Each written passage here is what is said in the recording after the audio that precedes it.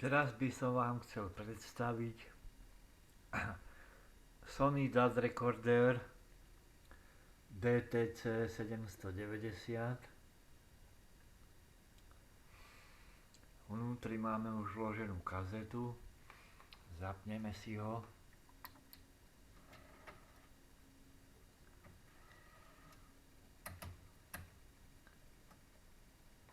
Pustíme si play. Indikátory nám pekne ukazujú. Páska sa pomaly točí. Dáme si pretáčanie ďalšej skladby.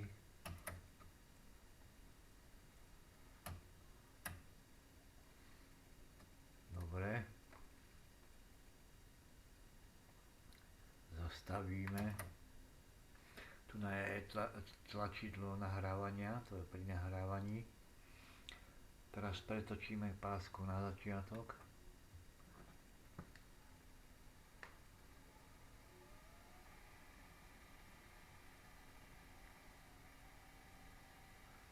Páska sa nám točí.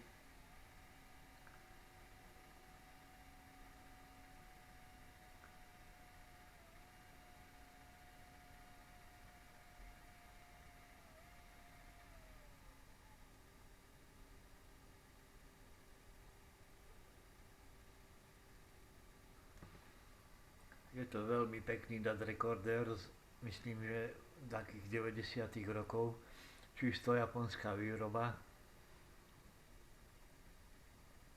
Má napájanie 110 V, musel som si urobiť pomocný transformátorček, čo prevádza z 230 na 110 V, vidíte ho tam. Je to len také zbastlenie, ale funguje to parádne.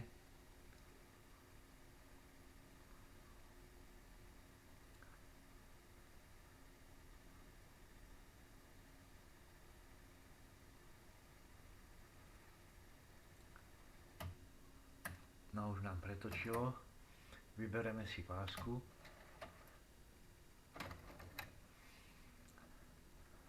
No a takto vyzerá páska. Zavrieme dvierka. Vypneme. A to by bolo asi všetko. Ak sa vám video páčilo, dajte mi like. Ďakujem. Ahojte.